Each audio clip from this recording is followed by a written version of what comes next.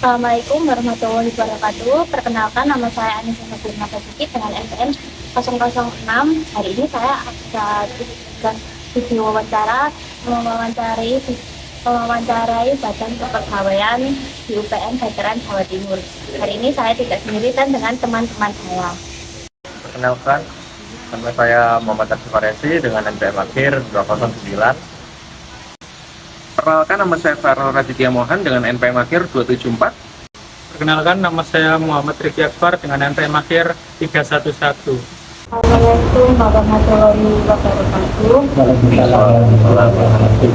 Kami dari Program Administrasi semester 4 dan saya Anissa Sabrina Basuki dengan teman-teman saya akan melakukan sebuah wawancara di bagian kepegawaian Rektorat UPN Veteran Jawa Timur.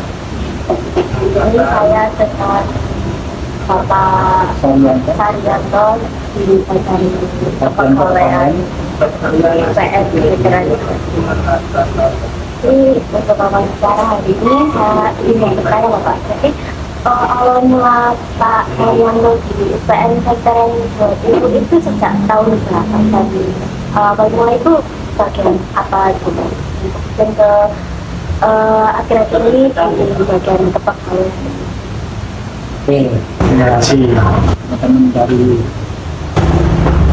mahasiswa jurusan administrasi publik. Saya Pak Saryanto. Saya bekerja di UPN Veteran Jawa Timur mulai tahun 1986. Sampai sekarang sudah 40 tahun. Nanti tahun depan saya sudah pensiun gitu ya. Saya di kepegawaian mulai 86 sampai 2007 dipindah ke Fakultas Hukum 10 tahun sampai 2017. Dari 2017 sampai sekarang mantap di kepegawaian gitu. Hanya pindah sekali gitu, sekali. Berlanjut di kepegawaian karena yang katanya sih yang tahu riwayatnya pegawai itu Pak Saryanto. Pak Saryanto mohon untuk 2017 sampai sekarang itu masih menangani kepegawaian. Tentang karir gitu ya, saya dulu dari SMA dianggap menjadi pegawai itu 2A gitu, terus disuruh kuliah sama UPN gitu ya, karena dulu berdirinya FISIP tahun 94 mahasiswanya kurang gitu ya. Jadi masih di rektorat ini di ruangan Arjuna gitu. Tahun 94 saya disuruh kuliah, dikasih beasiswa harus cari bayar gitu ya. Dulu angkatan saya itu atas 8 orang. 94 sekolah, 98 lulus. Begitu lulus, saya disuruh asisten gitu ya, asisten dosen di FISIP gitu ya, jurusan administrasi publik. Sama dengan teman-teman dulu. Jadi saya dari publik ya silakan gitu ya, teman-teman sendiri. Saya alumni publik 98 gitu ya. Begitu lulus, saya jadi asisten dosen gitu. Dulu temen maunya sih suruh milih gitu ya, jadi dosen apa jadi administrasi, karena jadi dosen itu awalnya itu tunjangan fungsinya sedikit gitu ya, disuruh milih kalau jadi asisten dosen itu tunjangannya 125, tapi kalau jadi administrasi tunjangannya 625. Disuruh milih sehingga saya milih yang jadi administrasi. Sehingga dulu jadi Kasupat gitu awalnya, sifat urusan administrasi sampai 2001,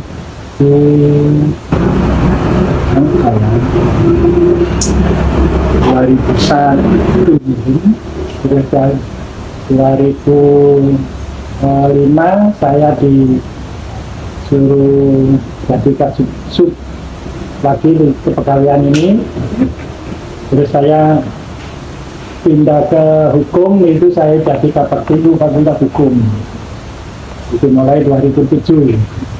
Saya pindah di sana, terus jadi PU saya itu 2017 disuruh pindah lagi ke kepegawaian, jadi Kapak Kepegawaian sampai sekarang. Kalau yang pangkat itu awalnya dari 2A, saya tahun 2000 jadi 3A gitu, terus naik jadi 4B sampai sekarang gitu ya. Awalnya sekolah itu karena di kepegawaian itu Kapak Kepegawaian itu minimal harus 4B. Saya dulu masih 3B, begitu di kepegawaian bisa naik pangkatnya sampai mencapai 4B. Nanti pensiun 4B. Itu karir saya di kepegawaian. Jadi pengangkatan PNS itu 2007. Saya PNS 90. Saya PNS masuk PN itu masih namanya apa dulu, bukan honorer ya, honorer dulu, honorer 3 tahun gitu ya, masih apa dulu alat tingkatannya lupa saya, yang awal-awal menjadi pegawai itu. Honorer itu barusan 2 tahun itu setelah menjadi namanya tenaga administrasi apa dulu, non PNS itu 2 tahun gitu kan, digaji 29 lagi itu, 29 itu gaji saya 86 itu, 86 sampai 88 ya. Terus pindah, dulu kan saya di Tambabayan. Saya dulu di Tambabayan, begitu pindah ke sini itu sama Mas Tukiman itu 87, 89 direktorat ini. Itu sama-sama pelaksana. Mungkin bisa dijelaskan Pak, tugas dari kepegawaian itu sendiri? Tugas dari kepegawaian saat ini, tugas kepegawaian itu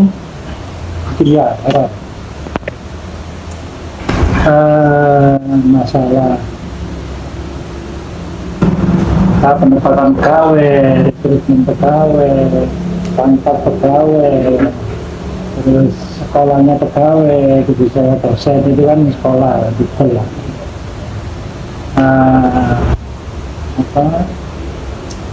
Masalah pengembangan pegawai itu sampai pensiunnya pegawai.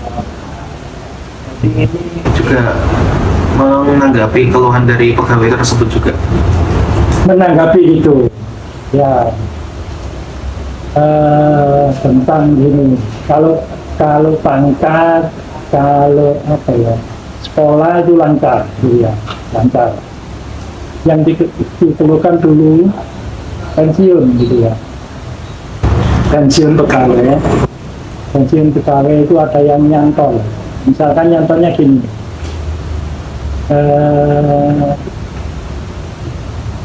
pegawai yang merasa ada kesalahan gitu ya, misalkan ejaan itu wajib pegawai itu harus mengoreksi sendiri gitu ya, mengoreksi sendiri. Misalkan ejaannya salah, itu saat ini harus dirawat, harus dibetulkan. Kalau menunggu sampai pensiun itu bermasalah gitu ya. Masalahnya apabila SK pensiun itu sudah keluar, itu sudah jadi SK selesai, bila ada nama atau tanggal lahir yang salah itu pasti akan lebih lama lagi.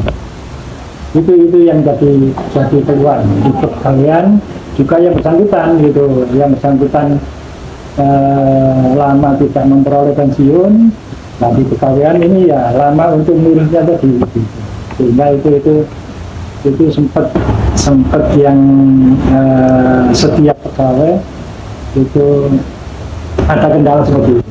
Kalau tidak mengoreksi dirinya sendiri, kadang-kadang kita kan di UPN gitu ya, dari dulu 86 itu hanya 43 pegawai gitu. Sekarang itu UPN itu ada dosennya 800 gitu sekarang. Pegawainya sudah 300 dan lebih 1100 sekarang. Itu kan sulit mereka ngontrol, mengoreksi teman-teman gitu. Kalau nggak yang bersangkutan mendeteksi sendiri gitu ya, hanya gambar pegawai di UPN apa itu anggota saya gitu ya. Itu hanya 9 orang menangani 1.100 tadi. Kewalahan gitu. Jualan sekali saya sekarang ini. Ya, mudahnya kalau dulu itu manual gitu ya. Kalau sekarang kan semuanya pakai aplikasi gitu. Semuanya lebih mudah sebenarnya. Pengurusan tadi kalau dulu manual itu lebih lama. Ngirim surat ke sana lebih lama. Kalau sekarang begitu kirim tekan sana sampai di BSDM gitu ya. Itu yang lebih mudah sekarang melalui aplikasi. Orang yang apa ya,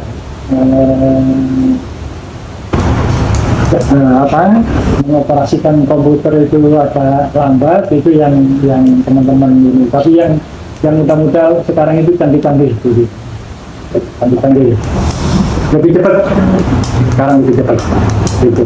Pensiun aja koreksi sampai ini pensiunnya sudah 3M gitu ya, tidak keluar pertek gitu ya, kan persetujuan dari 3M, terus lari ke biro SDM, tinggal keluar masih tanda tangan misalkan, itu sudah terpantau sekarang. Lalu dulu kan enggak, itu dulu langsung keluar biro naskah, tapi sekarang bisa dicek itu nanti di mana pensiun saya, teman-teman KW juga bisa mengoreksi. Itu cepat sekarang. Baik, pertanyaan selanjutnya Pak. Apa saja sih kode etik di kepegawaian ini yang menurut Bapak harus dipatuhi dan tidak dilanggar? Iya. Etik setiap pegawai itu sudah ada sebenarnya. Performnya sudah ada, gitu ya. Jam masuk, terus masalah pakaian gitu, masuknya di PM gitu, bulan KW. Kalau setiap hari Senin sampai hari Jumat, hari Kamis itu masuk setengah 8, pulang kantor. Tapi kalau hari Jumat itu lebih lama gitu ya. Masuknya jam 7, ada apel pagi, ada senam pagi, pulangnya jam 5 gitu. Lebih lama karena istirahatnya itu lebih lama. Istirahatnya mulai jam 12 sampai jam 1. Tapi kalau hari biasa itu kan jam 12 sampai jam 1 gitu ya. Pakaian setiap pegawai wajib gitu ya. Kalau hari Senin sampai hari Senin dan Selasa itu pakai bajunya warna hitam, bajunya putih gitu, atau celana biru pakai baju putih. Tapi kalau yang hari Rabu itu pakai warna hijau. Itu jadi teman-teman Atmaul itu. Hari Kamis sama hari Jumat itu pakai batik. Itu yang harus dipatuhi, yang harus ditemani sama setiap pegawai itu. Kadang ya pegawai kalau yang pakai lain itu pasti tahuan gitu. Itu yang ditegur harus ya paling enggak harus kalau olahraga, setelah olahraga itu harus ganti, itu harus yang rumahnya jauh harus bawa ganti, tapi kalau yang mendekat kan bisa pulang gitu. Kalau pakai olahraga terus Pak kok tetap pakai olahraga kata ganti itu kan bisa mengetahui gitu, harus diingatkan biar tahu. Jadi pertanyaan satunya Pak, tadi kan Bapak menjelaskan kalau dari saja itu mempermudah Betul. adanya aplikasi. Kalau dalam intelijen itu sendiri, apakah masih ada kendala yang sering dihadapi dalam memberikan kinerja atau pelayanan itu sendiri? Kalau sekarang ini melalui aplikasi itu semua sudah lancar gitu ya. Nggak ada yang ini, nggak ada yang kecuali pengurusan jabatan fungsional gitu, itu persen. Itu yang jadi, tapi lancar sekarang kok. Walaupun tersendat itu misalkan dikembalikan gitu ya, atau yang persyaratan yang kurang itu bisa terpantau di aplikasi itu. Sekarang semuanya sih, anggap saya itu semuanya harus melalui aplikasi gitu. Kalau dulu SINDE itu surat menyurat antar kementerian gitu, itu wajib melalui situ, melalui SINDE kalau dulu. Kalau sekarang ini beralih menjadi berupa menteri itu beralih menjadi namanya Srikandu, yaitu melalui surat menyurat. Tapi aplikasi itu sekarang remunerasi, kalau dulu itu kinerja, kalau yang masih satker gitu ya, kinerja. Kalau sekarang semuanya wajib melalui penilaian setiap pegawai, laporan setiap pegawai itu wajib melalui aplikasi. Nggak ada yang manual gitu. Semuanya aplikasi. Saya ingin bertanya bagaimana memberikan pelayanan yang berkualitas, mungkin yang pegawai mungkin ada yang kesukaan, bagaimana responnya? Pelayanan, tapi kalau pelayanan ya sekarang ini kan pelayanan prima gitu ya, pelayanan harus senyum gitu. Orang masuk, misalkan masuk di kepegawaian gitu, teman-teman langsung tanya keperluan apa gitu kan, harus ditanggapi. Tidak boleh orang masuk dibiarkan keperluannya apa gitu. Saya menyampaikan kalau misalkan ada dosen pegawai yang masuk ke kepegawaian itu pasti ada tujuannya gitu. harus ditanggapi gitu, ada keperluannya. Oke. Dari sekian pertanyaan tadi mungkin cukup ya Pak. Cukup. Oke. Apakah nanti misalkan ada yang kurang atau kelewat gitu, monggo silakan datang lagi. Terima kasih untuk wawancara hari ini dan terima kasih untuk Pak Sugianto yang mau temui secara mendadak. Iya, karena fisik ya, karena publik Kalau enggak, sampai tak suruh bawa pengantar dari karena alumni gitu ya. Saya dari fisik, saya jurusan negara juga, yaitu publik. Sekarang itu fakultas lain tak suruh bawa pengantar. VIP dan VIP, betul. dari yang banyak saya terima kasih Pak untuk saya akhiri hari ini. Terima kasih sama makan Oke, terima kasih. Ya, oke. Misalkan ada kata-kata saya yang kurang, saya mohon maaf. Dari teman-teman ada mahasiswa. Oke, monggo gitu ya. Salam sama Pak Sudiman. Saya lama dengan Pak Sudiman.